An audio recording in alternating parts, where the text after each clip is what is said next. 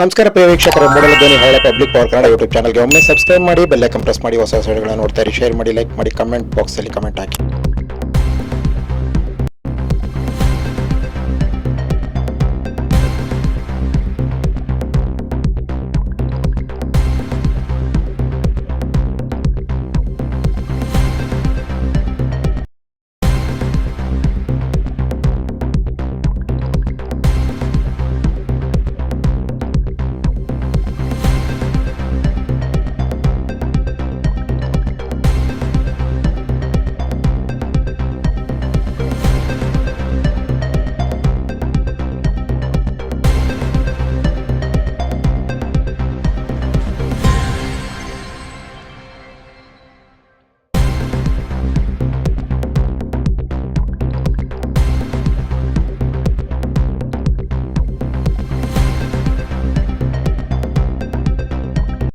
ಓಂ ಶ್ರೀ ಗುರು ಬಸವಲಿಂಗಾಯ ನಮ.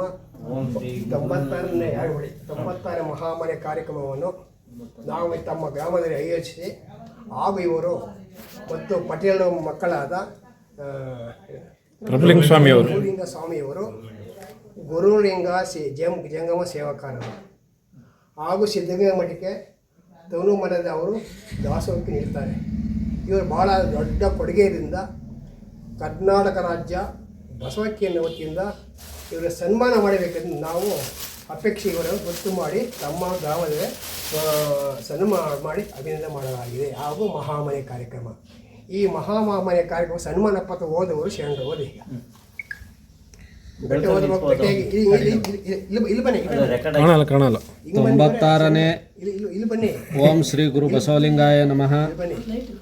96ನೇ ಮನೆಯಲ್ಲಿ ಮಹಾಮನೆ ಶರಣ ಸಂಸ್ಕೃತಿ ಕಾರ್ಯಕ್ರಮ ದಿನಾಂಕ 28/12/2025 ಮಂಡ್ಯ ಜಿಲ್ಲೆ ಮದ್ದೂರು ತಾಲೂಕು ಕಾತ್ಕೂರು ಹೋಬಳಿ ಅಂಕನಾಥಪುರ ಗ್ರಾಮದ ನಿವಾಸಿ ಶರಣ AP ಪ್ರಭುಲಿಂಗಸ್ವಾಮಿ ಬಿನ್ ಲಿಂಗೈಕ್ಯ ಪುಟ್ಟಲಿಂಗಯ್ಯ ನೀವುಗಳು ಬಸವ ತತ್ವ ಪ್ರಚಾರಕರು, ಕರ್ನಾಟಕ ರಾಜ್ಯ ಬಸವ ಧರ್ಮ ಕೇಂದ್ರ ಪ್ರತಿನಿಧಿಗಳು ಹಾಗೂ ದಾಸೋದಾನಿಗಳು, ಮದ್ದೂರು ತಾಲೂಕು ಅಖಿಲ ಭಾರತ ವೀರಶೈವ ಮಹಾಘಟಕದ ಸದಸ್ಯರು ಹಾಗೂ ಸಾಂಸ್ಕೃತಿಕ ಸಾಹಿತ್ಯಿಕ ಹಾಗೂ ಸಾಮಾಜಿಕ ಸೇವಾ ಕಾರ್ಯಗಳನ್ನು ಆಸಕ್ತಿಯಿಂದ ತನು ಮನ ಧನದಿಂದ ತೊಡಗಿಸಿಕೊಂಡು ಆ ನಿಟ್ಟಿನಲ್ಲಿ ನೀವು ಸಲ್ಲಿಸಿರುವ ಕೈಂಕರ್ಯವನ್ನು ತಮ್ಮನ್ನು ಗುರುತಿಸಿ ನಿಮ್ಮಿಂದ ಇನ್ನೂ ಹೆಚ್ಚಿನ ಸಮಾಜ ಸೇವೆಯಿಂದ ಜೀವನಕ್ಕೆ ಹಾರೈಸಿ ನಿಮ್ಮನ್ನು ಕರ್ನಾಟಕ ರಾಜ್ಯ ಬಸವಧರ್ಮ ಕೇಂದ್ರದ ವತಿಯಿಂದ ಅವರ ಗ್ರಾಮದಲ್ಲೇ ಮನೆಯಲ್ಲಿ ಮಹಾಮನೆ ನಿತ್ಯ ಕಲ್ಯಾಣ ಆಯೋಜಿಸಿ ಸನ್ಮಾನಿಸಿ ಗೌರವಿಸಿ ಬಸವಾದಿ ಶರಣರ ಅನುಗ್ರಹ ಹಾರೈಸುತ್ತೇನೆ. ಈ ಅಭಿನಂದನಾ ಪತ್ರವನ್ನು ನೀಡಿರುತ್ತೇನೆ. ಅಷ್ಟೇ.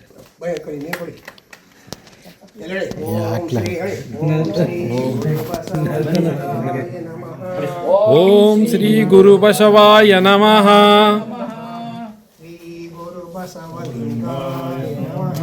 ಓಂ ಶ್ರೀ ಗುರು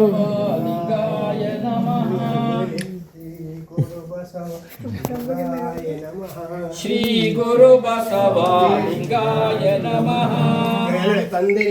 ತಂದೆ ನೀನು, ತಾಯು ನೀನು,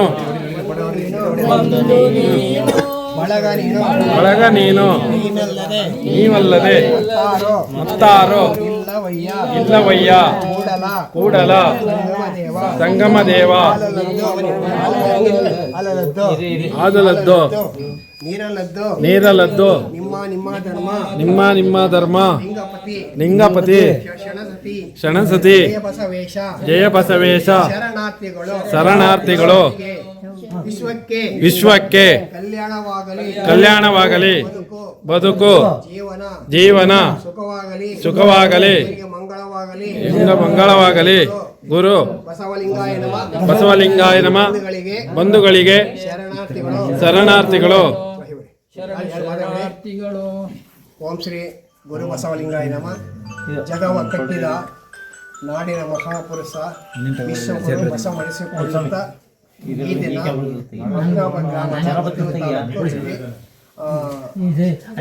AP ಪುಟ್ಟಲಿಂಗ ಹೋಗ್ಲಿ ನಾವು ವಿಡಿಯೋ ಮಾಡ್ತೇವೆ. ಕಾರ್ಯಕ್ರಮ ಆಯೋಜಿಸಿ ಅಧ್ಯಕ್ಷ ವಹಿಸಿಕೊಂಡು ನಮ್ಮ ಬಸವ ವಹಿಸಿಕೊಂಡಿದ್ದಾರೆ. ಅವ್ರಿಗೂ ಸಹ ನಮಗೆ ಭಕ್ತಿ ಶರಣಾರ್ಥಿಗಳು. ಚರಕನ್ನು ನಿಲ್ಸ ಹಾಗೂ ಮಹಾಮನೆ ಯಾರು ಗೊತ್ತಾ? ಮಹಾಮನೆ ಅಂದ್ರೆ ಬಸವಣ್ಣ ಕಲ್ಯಾಣದಲ್ಲಿ ಅವರು ಜಗಳ ಕ್ರಾಂತಿ ಮಾಡಿ ಕತ್ತೆತ್ರಿ ಪೆಟ್ರೋಲ್ ಕೊಂಡು ಕಲ್ಯಾಣ ಮಹಾಮನೆ ಮಾಡಿದ್ರು. ಎಲ್ಲಿ? ಬರಲ್ಲ ಬೆಳಕು. ಕಲ್ಯಾಣದಲ್ಲಿ ಯಾಕೇಳಿ ಅಲ್ಲಿ ಬಂದು ಇಲ್ಲಿ ಮಹಾಮನೆ ಮಾಡಿದ್ರು. ಅಲ್ಲಿ ಬಸವಣ್ಣ ಮಹಾಮನೆ ಮಾಡಿದ್ರು. ಒಂದು ದಿನಕ್ಕೆ 1,90,000 ಗಣಗಳಿಗೆ ದಾಸೋಹ ನಿಂತಿದ್ರು. ಬಸವಣ್ಣವರಂದ್ರೆ ಸಾಮಾನ್ಯ ಅಲ್ಲ. ಬಸವಣ್ಣವರು ಅಲ್ಲಮಾಪರ್ವಗಳು ಬಿತ್ತಿದ್ರು, ಬೆಳೆದ್ರು, ಗೂಡು ಕಟ್ಟಿದ್ರು, ಗೂಡು ಹೊಡೀತು ಅಂತ ಕಲ್ಯಾಣದಲ್ಲಿ ದೊಡ್ಡ ಕ್ರಾಂತಿ. ಎಂಥ ಶರಣರು ಇದ್ರು ಅಂತ ಮಹಾ ಶರಣರು. ಒಂದು ಕಡೆ ಹೇಳ್ತಾರೆ ಯಾರು? ಬಸವಣ್ಣವರೇ, ಎನ್ನ ಗತಿ ಎನ್ನ ಮತಿ ನೀನೇ ಕಂಡೀಯ, ಎನ್ನ ಗುರು ಪರಮ ನೀನೇ ಕಂಡೀಯ, ಎನ್ನ ಅಂದ ಜ್ಯೋತಿ ನೀನೇ ಕಂಡೀಯ, ಕೂಡಲ ಸಂಗಮ ದೇವ. ನಮ್ಮ ಬಸವಣ್ಣವರ ಒಂದು ಐಕ್ಯ ಮಂಟಪ ಕೂಡ ಸಂಗಮ ಕೂಡ ಸಂಗಮ ದೇವ. ನಮ್ಮ ಲಿಂಗಾಯತದ ಒಂದು ಅನುಭವ ಮಂಟಪ ಅಂದರೆ ಅದು ಬಸವ ಕಲ್ಯಾಣ. ಅನುಭವ ಮಂಟಪ ಏನು? ಒಂದು ಜೇನು ಇದ್ದಂಗೆ ನೋಡಿ, ಜೇನು. ಆ ಜೇನು ಕೊಟ್ಟರೆ ಅದು ಸಿಹಿ ಆಗ್ತದೆ. ಆ ಸಿಹಿ ಸೇರಿ ಒಂದು ಜೇನು ಅಂತ. ಇದಕ್ಕೆ ಜಾತಿ ಬೇರೆ ಇಲ್ಲದೆ 24 ಜೀವರಾಶಿಗಳಲ್ಲಿ ಒಂದು ರೀತಿಯಲ್ಲಿ ಧರ್ಮ ಕಟ್ಟೋದು. ನಮ್ಮ ಧರ್ಮ ಇದು ಜಾತಿ ಅಲ್ಲ, ಲಿಂಗಾಯತ ಧರ್ಮ ಅಂತ. ಅದು ಒಂದು ಕನ್ನಡದಲ್ಲಿ ಲಿಂಗಾಯತ ಅಂತಾರೆ. ಕನ್ನಡ ಲಿಂಗಾಯತ ಧರ್ಮ ಅಂತ. ಅವರೇ ಬಸವಣ್ಣವರು ಒಂದು ಸ್ಥಾಪಕರು. ಬಸವಣ್ಣವರು ಎಲ್ಲರೂ ಇದನ್ನು ಅರ್ಥ ಮಾಡಿಕೊಳ್ಳಬೇಕು. ಗುಡಿ ಹೋಗೋದು, ವಾರಮು ಕಾಳಮುವುದು ಅವೆಲ್ಲ ಹೋಗಬೇಡಿ. ಲಿಂಗ ಪೂಜೆ ಮಾಡಿ. ಲಿಂಗ ಪೂಜೆ ಮಾಡಿದಷ್ಟು ನಿಮಗೆ ಪರಿವರ್ತನೆ ಆಗಬೇಕು. ಈಗ ನಮ್ಮ ಮನೆಯಲ್ಲಿ ನಮ್ಮ ಮನೆಗೆ ನೀವೆಲ್ಲ ಪರಿವರ್ತನೆ ಆಗಬೇಕು. ಓಂ ಶ್ರೀ ಗುರು ಬಸವ ಲಿಂಗಾಯನರು. ತಂದೆ ತಾಯಿಗಳು ನಿಮ್ಮ ಪರಿವರ್ತನೆ ಮಾಡಬೇಕು. ನಿಮ್ಮ ಮನೆ ಮಕ್ಕಳಿಗೆ ವಚನ ಕೊಡಿ. ಭಸ್ಮ ಹಾಕ್ರಿ, ಬೆಳೆಯದ್ದು ಸಾಯಂಕಾಲ ಹಾಕ್ರಿ. ಓಂ ಶ್ರೀ ಗುರು ಬಸವಲಿಂಗಾಯ ನಮಃ. ನಿಮ್ಮನೆಗೆ ಯಾರೇ ಬಂದರೂ ಶರಣ ಬನ್ನಿ ಶರಣಾರ್ಥಿ ಹೇಳ್ಬೇಕು. ಹೇಳಿ, ಶರಣ ಬನ್ನಿ ಯಾರೇ ಬಂದರೂ ರಂಜೆ ಬಳ್ಳಿ ಶರಣಾರ್ಥಿಗಳು. ಭಸ್ಮ, ವಿಭೂತಿ, ಲಿಂಗ, ರುದ್ರಾಕ್ಷಿ ದೊಡ್ಡ ನಮ್ಮ ಧರ್ಮಕ್ಕೆ ಒಂದು ಧರ್ಮವಾಗಿದೆ. ಆಗ ಬಸವಣ್ಣ ನೋಡಿ, ಬೌದ್ಧ ಧರ್ಮ ಇತ್ತು, ಎಲ್ಲ ಬೌದ್ಧ ಧರ್ಮ ಇತ್ತು. ಆಗಮನ ವೈದ್ಯ ಅದು ಇದ್ದಾಗ ಅದನ್ನು ಸೇವಾ ಧರ್ಮ ಆಯಿತು. ಆಗ ಬಸವಣ್ಣವರೇ ಅವ್ರು ಬಿಟ್ಟು ಬಂದಾಗ ಇಡೀ ಎಲ್ಲ ಸಮಾಜ 96ನೇ ಮನೆಯಲ್ಲಿ ಮಹಾಮನೆ ಶರಣ ಸಂಸ್ಕೃತಿ ಕಾರ್ಯಕ್ರಮ ದಿನಾಂಕ 28/12/2025 ಮಂಡ್ಯ ಜಿಲ್ಲೆ ಮದ್ದೂರು ತಾಲೂಕು ಕಾತ್ಕೂರು ಹೋಬಳಿ ಅಂಕನಾಥಪುರ ಗ್ರಾಮದ ನಿವಾಸಿ ಶರಣ AP ಪ್ರಭುಲಿಂಗಸ್ವಾಮಿ ಬಿನ್ ಲಿಂಗೈಕ್ಯ ಪುಟ್ಟಲಿಂಗಯ್ಯ ನೀವುಗಳು ಬಸವ ತತ್ವ ಪ್ರಚಾರಕರು, ಕರ್ನಾಟಕ ರಾಜ್ಯ ಬಸವ ಧರ್ಮ ಕೇಂದ್ರ ಪ್ರತಿನಿಧಿಗಳು ಹಾಗೂ ದಾಸೋಹದಾನಿಗಳು, ಮದ್ದೂರು ತಾಲೂಕು ಅಖಿಲ ಭಾರತ ವೀರಶೈವ ಮಹಾಘಟಕದ ಸದಸ್ಯರು ಹಾಗೂ ಸಾಂಸ್ಕೃತಿಕ ಸಾಹಿತ್ಯಿಕ ಹಾಗೂ ಸಾಮಾಜಿಕ ಸೇವಾ ಕಾರ್ಯಗಳನ್ನು ಆಸಕ್ತಿಯಿಂದ ತನು ಮನ ಧನದಿಂದ ತೊಡಗಿಸಿಕೊಂಡು ಆ ನಿಟ್ಟಿನಲ್ಲಿ ನೀವು ಸಲ್ಲಿಸಿರುವ ಕೈಂಕರ್ಯವನ್ನು ತಮ್ಮನ್ನು ಗುರುತಿಸಿ ನಿಮ್ಮಿಂದ ಇನ್ನೂ ಹೆಚ್ಚಿನ ಸಮಾಜ ಸೇವೆಯಿಂದ ಜೀವನಕ್ಕೆ ಹಾರೈಸಿ ನಿಮ್ಮನ್ನು ಕರ್ನಾಟಕ ರಾಜ್ಯ ಬಸವಧರ್ಮ ಕೇಂದ್ರದ ವತಿಯಿಂದ ಅವರ ಗ್ರಾಮದಲ್ಲೇ ಮನೆಯಲ್ಲಿ ಮಹಾಮನೆ ನಿತ್ಯ ಕಲ್ಯಾಣ ಆಯೋಜಿಸಿ ಸನ್ಮಾನಿಸಿ ಗೌರವಿಸಿ ಬಸವಾದಿ ಶರಣರ ಅನುಗ್ರಹ ಹಾರೈಸುತ್ತೇನೆ. ಈ ಅಭಿನಂದನಾ ಪತ್ರವನ್ನು ನೀಡಿರುತ್ತೇನೆ. ಅಷ್ಟೇ.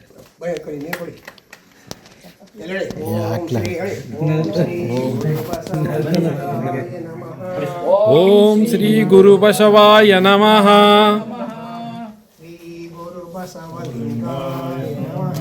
ಓಂ ಶ್ರೀ ಗುರು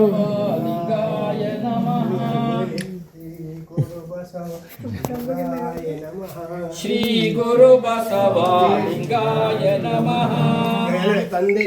ತಂದೆ ನೀನು, ತಾಯು ನೀನು, ಬಳಗ ನೀನು ಬಳಗ ನೀನು ನೀನಲ್ಲದೆ ನೀವಲ್ಲದೆ ಮತ್ತಾರೋ ಮತ್ತಾರೋ ಇಲ್ಲವಯ್ಯ ಇಲ್ಲವಯ್ಯ ಕೂಡಲ ಸಂಗಮ ದೇವ ಆದಲದ್ದು ನೀರಲದ್ದು ನಿಮ್ಮ ಧರ್ಮ ಲಿಂಗಪತಿ ಶರಣಸತಿ ಜಯ ಬಸವೇಶ ಶರಣಾರ್ಥಿಗಳು ವಿಶ್ವಕ್ಕೆ ಕಲ್ಯಾಣವಾಗಲಿ ಬದುಕು ಜೀವನ ಸುಖವಾಗಲಿ ಮಂಗಳವಾಗಲಿ ಗುರು ಬಸವಲಿಂಗಾಯ ನಮ ಬಂಧುಗಳಿಗೆ ಶರಣಾರ್ಥಿಗಳು. ಓಂ ಶ್ರೀ ಗುರು ಬಸವಲಿಂಗಾಯ ನಮ. ಜಗವ ಕಟ್ಟಿದ ನಾಡಿನ ಮಹಾಪುರುಷ ವಿಶ್ವಗುರು ಬಸವಳಿಸಿಕೊಳ್ಳುತ್ತ ಈ ದಿನ ಮಂಗಾವ ಗ್ರಾಮದ AP ಪುಟ್ಟಲಿಂಗ ಆಯೋಜಿಸಿ ಅಧ್ಯಕ್ಷ ವಹಿಸಿಕೊಂಡು ನಮ್ಮ ಬಸವ ವಹಿಸಿಕೊಂಡಿದ್ದಾರೆ. ಅವ್ರಿಗೂ ಸಹ ನಮಗೆ ಭಕ್ತಿ ಶರಣಾರ್ಥಿಗಳು. ಹಾಗೂ ಮಹಾಮನೆ ಯಾರು ಗೊತ್ತಾ? ಮಹಾಮನೆ ಅಂದ್ರೆ ಬಸವಣ್ಣ ಕಲ್ಯಾಣದಲ್ಲಿ ಅವರು ಜಗಳ ಕ್ರಾಂತಿ ಮಾಡಿ ಕಟ್ಟಿಕೊಂಡು ಕಲ್ಯಾಣ ಮಹಾಮನೆ ಮಾಡಿದ್ರು. ಎಲ್ಲಿ? ಕಲ್ಯಾಣದಲ್ಲಿ. ಯಾಕೇಳಿ ಅಲ್ಲಿ ಬಂದು ಇಲ್ಲಿ ಮಹಾಮನೆ ಮಾಡಿದ್ರು. ಅಲ್ಲಿ ಬಸವಣ್ಣ ಮಹಾಮನೆ ಮಾಡಿದ್ರು. ಒಂದು ದಿನಕ್ಕೆ 1,90,000 ಗಣಗಳಿಗೆ ದಾಸೋಹ ನಿಂತಿದ್ರು. ಬಸವಣ್ಣವರಂದ್ರೆ ಸಾಮಾನ್ಯ ಅಲ್ಲ. ಬಸವಣ್ಣವರು ಅಲ್ಲಮಾಪುರಗಳು ಬಿತ್ತಿದ್ರು, ಬೆಳೆದ್ರು, ಗೂಡು ಕಟ್ಟರು, ಗೂಡು ಹೊಡೀತು ಅಂತ ಕಲ್ಯಾಣದಲ್ಲಿ ದೊಡ್ಡ ಕ್ರಾಂತಿ. ಎಂಥ ಶರಣರು ಇದ್ರು ಅಂತ ಮಹಾ ಶರಣರು. ಒಂದು ಕಡೆ ಹೇಳ್ತಾರೆ, ಯಾರು ಬಸವಣ್ಣವರೇ, ಎನ್ನ ಗತಿ ಎನ್ನ ಮತಿ ನೀನೇ ಕಂಡೀಯ, ಎನ್ನ ಗುರು ಪರಂ ನೀನೇ ಕಂಡೀಯ, ಎನ್ನ ಅಂದ ಜ್ಯೋತಿ ನೀನೇ ಕಂಡೀಯ, ಕೂಡಲ ಸಂಗಮ ದೇವ. ನಮ್ಮ ಬಸವಣ್ಣವರ ಒಂದು ಐಕ್ಯ ಮಂಟಪ ಕೂಡ ಸಂಗಮ ಕೂಡ ಸಂಗಮ ದೇವ. ನಮ್ಮ ಲಿಂಗಾಯತದ ಒಂದು ಅನುಭವ ಮಂಟಪ ಅಂದರೆ ಅದು ಬಸವ ಕಲ್ಯಾಣ. ಅನುಭವ ಮಂಟಪ ಏನು? ಒಂದು ಜೇನು ಇದೆ ಹಿಂಗೆ ನೋಡಿ, ಜೇನು. ಆ ಜೇನು ಕೊಟ್ಟರೆ ಅದು ಸಿಹಿ ಆಗ್ತದೆ. ಆ ಸಿಹಿ ಸೇರಿ ಒಂದು ಜೇನು ಅಂತ. ಇದಕ್ಕೆ ಜಾತಿ ಬೇರೆ ಇಲ್ಲದೆ 24 ಜೀವರಾಶಿಗಳಲ್ಲಿ ಒಂದು ರೀತಿಯಲ್ಲಿ ಧರ್ಮ ಕಟ್ಟೋದು. ನಮ್ಮ ಧರ್ಮ ಇದು ಜಾತಿ ಅಲ್ಲ, ಲಿಂಗಾಯತ ಧರ್ಮ ಅಂತ. ಅದು ಒಂದು ಕನ್ನಡದಲ್ಲಿ ಲಿಂಗಾಯತ ಅಂತಾರೆ. ಕನ್ನಡ ಲಿಂಗಾಯತ ಧರ್ಮ ಅಂತ. ಅವರೇ ಬಸವಣ್ಣವರು ಒಂದು ಸ್ಥಾಪಕರು. ಬಸವಣ್ಣವರು ಎಲ್ಲರೂ ಇದನ್ನು ಅರ್ಥ ಮಾಡಿಕೊಳ್ಳಬೇಕು. ಗುಡಿ ಹೋಗೋದು, ವಾರಮು ಕಾಳಮು ಹೋಗೋದು ಅವೆಲ್ಲ ಹೋಗಬೇಡಿ. ಲಿಂಗ ಪೂಜೆ ಮಾಡಿ. ಲಿಂಗ ಪೂಜೆ ಮಾಡಿದಷ್ಟು ನಿಮಗೆ ಪರಿವರ್ತನೆ ಆಗಬೇಕು. ಈಗ ನಮ್ಮ ನಮ್ಮ ಮನೆಗೆ ನೀವೆಲ್ಲ ಪರಿವರ್ತನೆ ಆಗಬೇಕು. ಓಂ ಶ್ರೀ ಗುರು ಬಸವ ಲಿಂಗಾಯನರು. ತಂದೆ ತಾಯಿಗಳು ನಿಮ್ಮ ಪರಿವರ್ತನೆ ಮಾಡಬೇಕು. ಮನೆ ಮಕ್ಕಳಿಗೆ ವಚನ ಕೊಡಿ. ಭಸ್ಮ ಹಾಕ್ರಿ, ಬೆಳೆಯದ್ದು ಸಾಯಂಕಾಲ ಹಾಕ್ರಿ. ಓಂ ಶ್ರೀ ಗುರು ಬಸವಲಿಂಗಾಯ ನಮ.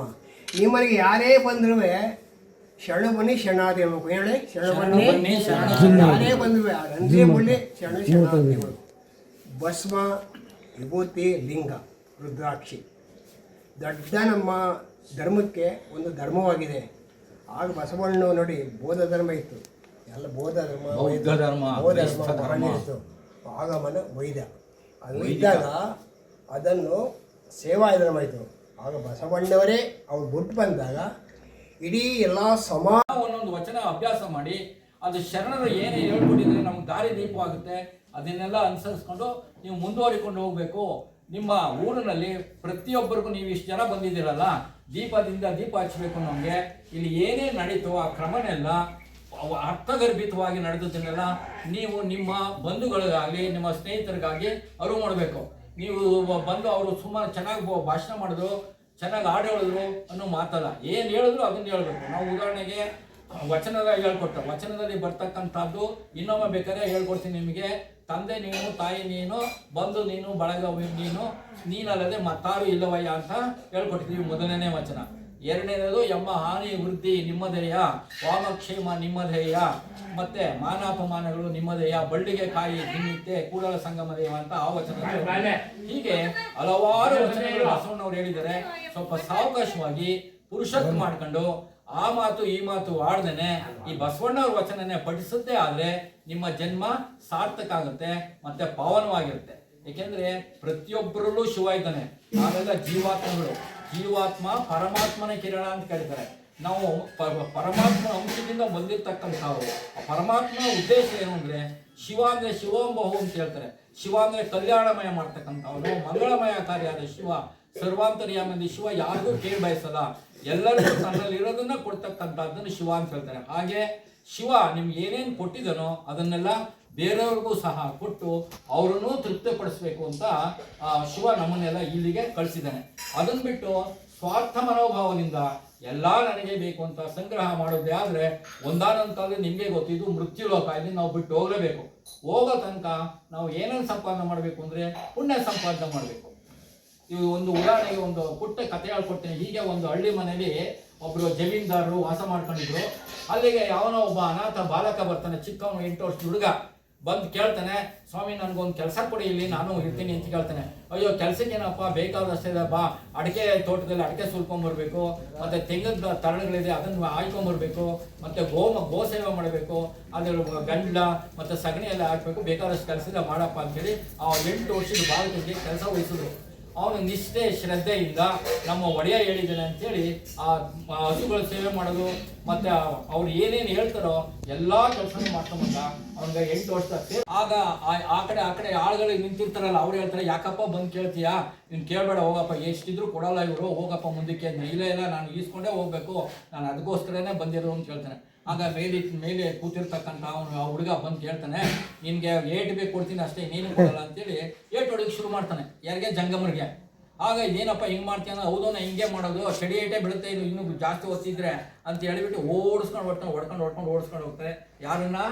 ಶಿವನನ್ನ, ಜಂಗಮ ರೂಪದಲ್ಲಿರ್ತಕ್ಕಂಥ ಶಿವನನ್ನ. ಅವನಿಗೆ ಗೊತ್ತಿಲ್ಲ ಶಿವ ಅಂತ.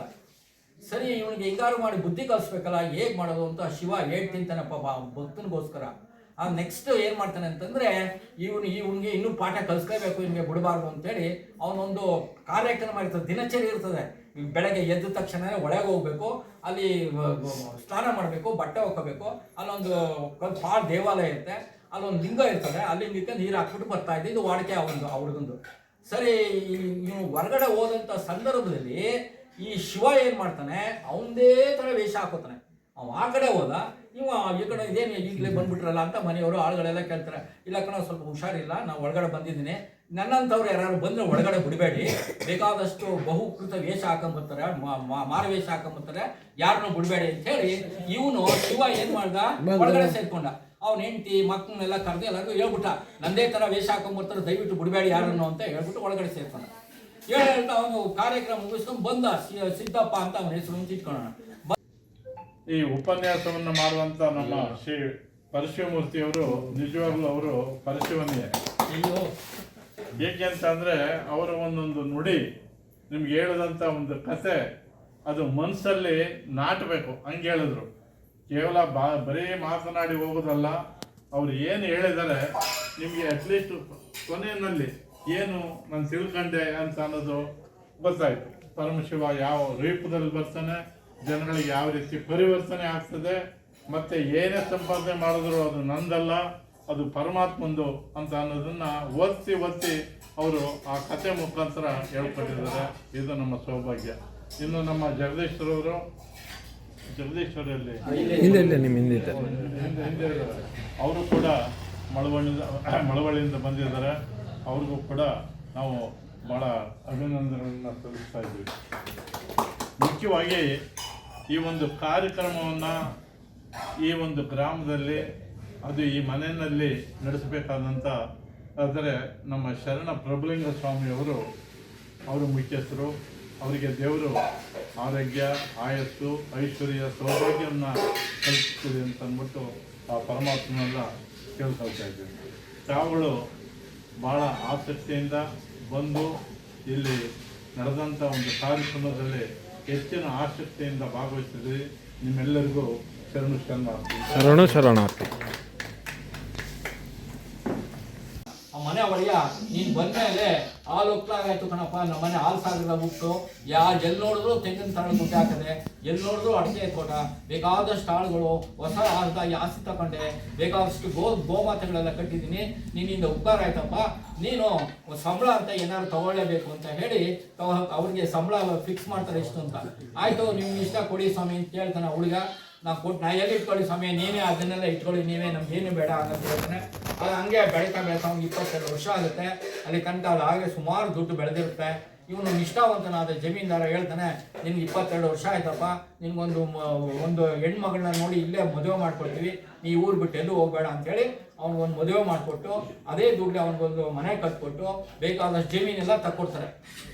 ಆಗ ಆ ಹುಡುಗ ಹೇಳ್ತಾನೆ, ನಾನು ನಿಯತ್ತಿಂದ ಸಂಪಾದನೆ ಮಾಡಿದ್ದು ಅಂತೇಳಿ ಅವನು ಸಹ ಅಷ್ಟೇ ನಿಯತ್ತಿಂದ ದುಡ್ದು ತನ್ನ ಮನೆ ಯಜಮಾನ್ರ ಮನೇಲಿ ಹೆಂಗೆ ದುಡ್ದ ಅದೇ ಥರ ತನ್ನ ಮನೇಲಿ ದುಡ್ದು ಆಳು ಕಾಳು ಬೇಕಾದಷ್ಟು ಆಸ್ತಿ ಎಲ್ಲ ಸಂಪಾದನೆ ಮಾಡ್ತಾನೆ. ಆದರೆ ಅವನೇನಪ್ಪ ಅವನ ಉದ್ದೇಶ ಅಂದರೆ ಕಷ್ಟಪಟ್ಟು ದುಡಿಬೇಕು, ಕಷ್ಟಪಟ್ಟು ಸಂಪಾದನೆ ಮಾಡಬೇಕು, ನಾವು ದುಡಿದನ್ನು ನಾವೇ ಉಪಯೋಗಿಸ್ಬೇಕು, ಬೇರೆಯವರಿಗೆ ಕೊಡಬಾರ್ದು ಅಂತ ಈ ಉದ್ದೇಶ ಇಟ್ಕೊಂಡು ಮನೆಗೆ ಯಾರೇ ಬಂದರೂ ಸಹ ಭವತಿ ಭಿಕ್ಷಾಂದೇಹಿಂದ ಬಂದಾಗ ಎಲ್ಲರನ್ನು ಹೋಗ ಮುಂದಕ್ಕೆ, ನಿನ್ಗೇನು ತರಿದ್ರೆ ನಾ ಕಾಳಾಗಿ ಹೋಗಿದೆಯೇ, ನಿನ್ಗೇನು ಭಿಕ್ಷೆ ಕೊಡು, ನೀನು ನಂತರ ದುಡಿಯೋ ಅಂತ ಕಳಿಸ್ಬಿಡ್ತಾ ಇದ್ದ ಆ ಹುಡುಗ. ಹೀಗೆ ಶಿವ ಯೋಚನೆ ಮಾಡ್ತಾನೆ, ಈ ಹುಡುಗ 8 ವರ್ಷದಾಗಿದ್ದಾಗ ಬಂದಿದ್ದು, 22 ವರ್ಷಕ್ಕೆ ಮದುವೆ ಆಯಿತು, ಈಗಾಗಲೇ 30-35 ಆಯ್ತಾ ಇದೆ, ಬರೀ ಲೌಕಿಕ ವಿಚಾರದಿಂದ ಬಂದಿದ್ದಾನಲ್ಲ, ಬಂದಂಥವ್ರಿಗೆ ಏನು ಕೊಡಲ್ವಲ್ಲ, ಇವನು ನನ್ನ ಥರನೇ ಮಾಡಬೇಕಲ್ಲ, ಇವನು ಜನಗಳ ಸಹಾಯ ಮಾಡಬೇಕು, ಇವನು ಶಿವನೇ ಆಗಬೇಕು, ಇವನು ಅಲೌಕಿಕ ವಿಷಯಕ್ಕೆ ಬರಬೇಕು, ಬರೀ ಲೌಕಿಕ ಪ್ರಪಂಚದಲ್ಲೇ ಇದ್ದಾನಲ್ಲ, ಇವನು ಹಿಂಗಾರು ಮಾಡ್ತಿರ್ಬೇಕಲ್ಲ ಅಂತ ಶಿವನೇ ಆ ಜಂಗಮ ವೇಷ ತಾಳ್ಕೊಂಡು ಭವತಿ ಭಿಕ್ಷಾಂದೇಹಿ ಅಂತ ಬರ್ತಾನೆ ಅವ್ರ ಮನೆಗೆ. ಕತೆ ಕೇಳ್ತಾ ಇದ್ರಿ ಎಲ್ಲ ಅರ್ಥವಾಯ್ತಾ ಇದೆಯಾ? ಅಪ್ಪರ ಪ್ರವಚನ ಎಲ್ಲ ಕೇಳ್ತಾ ಇದ್ದೀರಾ? ಆ ಬಂದಂತ ಸಂದರ್ಭದಲ್ಲಿ ಆ ಭವತಿ ಭಿಕ್ಷಾಂದೇಹಿ ಅಂತ ಕೇಳಿದ ಜಂಗಮನಿಗೆ ಅವ್ರು ಏನ್ ಹೇಳ್ತಾರೆ ಅದೇ ಉತ್ತರ ಹೇಳ್ತಾನೆ, ನೀವು ಹೋಗಪ್ಪ ದುಡಿಯು. ಬಸವ ಧರ್ಮ ಕೇಂದ್ರ ಚಾರಿಟಬಲ್ ವತಿಯಿಂದ ಮನೆಯಲ್ಲಿ 96ನೇ ಮಹಾಮನೆ ಶರಣ ಸಂಸ್ಕೃತಿ ಕಾರ್ಯಕ್ರಮಕ್ಕೆ ವೇದಿಕೆ ಮೇಲೆ ಅಧ್ಯಕ್ಷ ಸ್ಥಾನವನ್ನು ವಹಿಸಿರ್ತಕ್ಕಂತಹ ಶರಣ ಎಂ ಬಸವರಾಜಪ್ಪನವರೇ ಹಾಗೂ ಮುಖ್ಯ ಅತಿಥಿಗಳಾಗಿ ಆಗಮಿಸಿರ್ತಕ್ಕಂತಹ ಶ್ರೀ ಕರುಣಾರವರೇ ಮತ್ತು ಶ್ರೀ ಭವ್ಯರವರೇ ಮತ್ತು ಮಧುಸೂದನ್ ರವರೇ, ಮುಖ್ಯ ಅತಿಥಿಯಾಗಿ ಇನ್ನೊಬ್ಬರು ಮಳವಳ್ಳಿಯಿಂದ ಬಂದಿರತಕ್ಕಂತಹ BS ಜಗದೀಶ್ ಶಿಕ್ಷಕರವರೇ, ಹಾಗೂ ವೇದಿಕೆಯ ಮುಂಭಾಗದಲ್ಲಿ ಇರ್ತಕ್ಕಂತಹ ಬಸವ ಭಕ್ತರೇ, ಈ ಒಂದು ಕಾರ್ಯಕ್ರಮದ ಉದ್ದೇಶ ನಿಮ್ಗಾಗಲೇ ಅರಿವಾಗಿರಬೇಕು. ಇದು ಮನೆಯಲ್ಲಿ ಮಹಾಮನೆ ಅಂತ.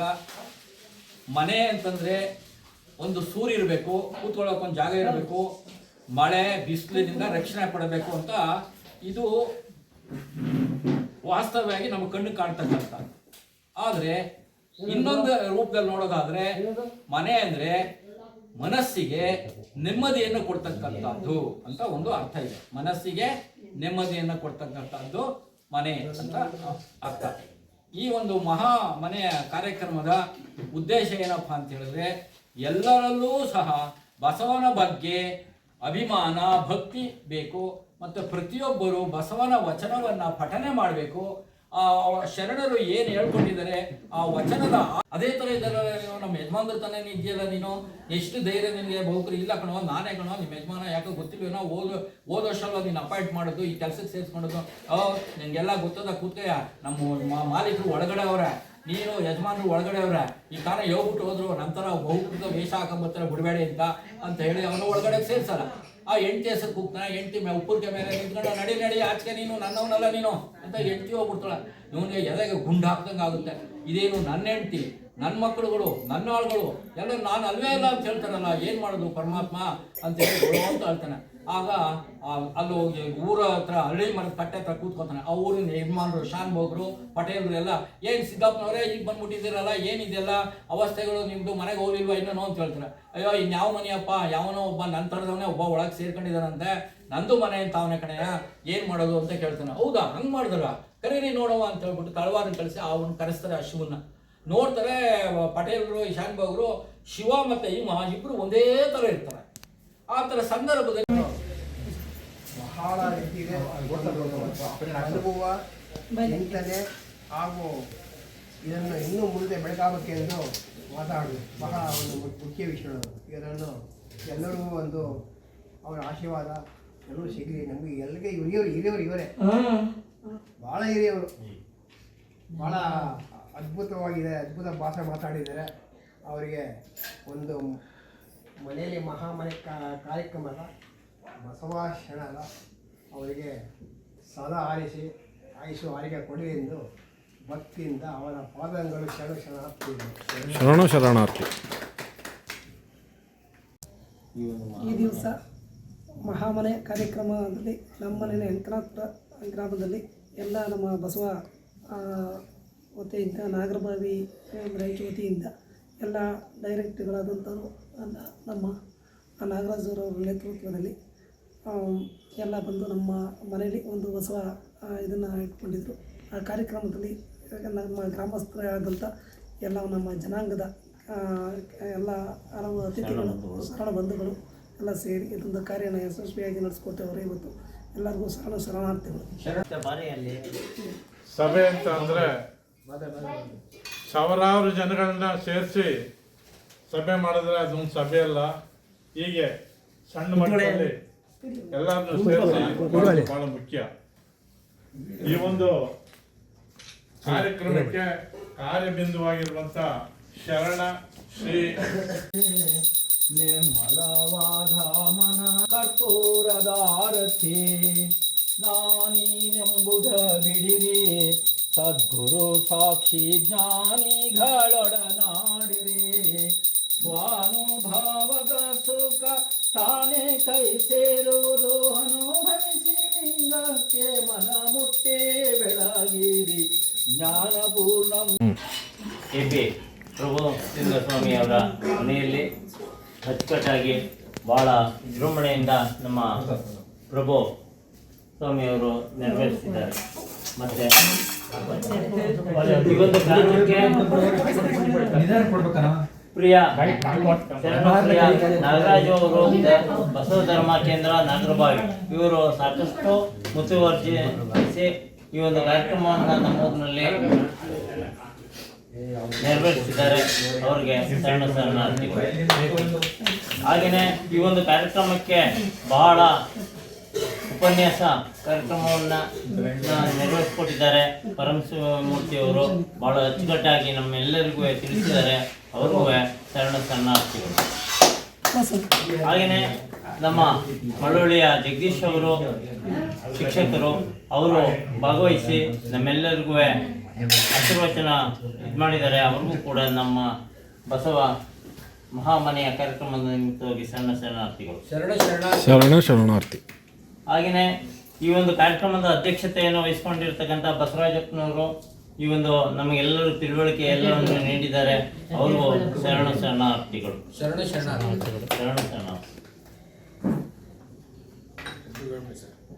ಇಲ್ಲಿ ಭಾಗವಹಿಸಿದಂಥ ಎಲ್ಲರಿಗೂ ಶರಣಾರ್ಥಿ ವಂದನೆಗಳು. ಪರವಾಗಿ ಅವರಿಗೆ ಭಕ್ತಿಯಿಂದ ಸ್ವಾಗತ ಶರಣಾರ್ಥಿಗಳು. ಶರಣಾರ್ಥಿಗಳು. ಈಗ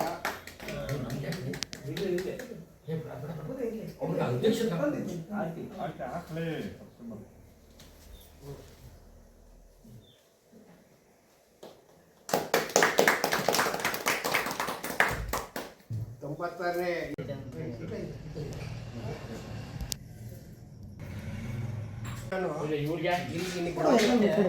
ಹತ್ತು ವರ್ಷ ಬರ್ತಿದೆ, 10 ವರ್ಷದಿಂದ ಇಲ್ಲೇ ನಮ್ಮ ಗುರುವಿನ ನಿಗಮಕ್ಕೆ ದಾಸೋಹ ಸುಮಾರು ನಮಗೆ ಕಾಣಿಕೆ ಕೊಡ್ತಿದ್ದಾರೆ. ಎಲ್ಲ ಮನೆ ಸುಮಾರು ಕೊಡ್ತದೆ.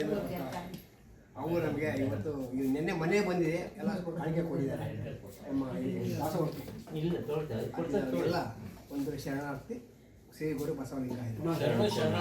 ಶರಣಾರ್ಥಿ. ಮೂಡಲ ಧ್ವನಿ ಹವಳ ಪಬ್ಲಿಕ್ ಪವರ್ ಕನ್ನಡ ಯೂಟ್ಯೂಬ್ ಚಾನಲ್ಗೆ ಒಮ್ಮೆ ಸಬ್ಸ್ಕ್ರೈಬ್ ಮಾಡಿ, ಬೆಲ್ ಐಕಾನ್ ಪ್ರೆಸ್ ಮಾಡಿ ಹೊಸ ವಿಡಿಯೋಗಳನ್ನ ನೋಡ್ತಾ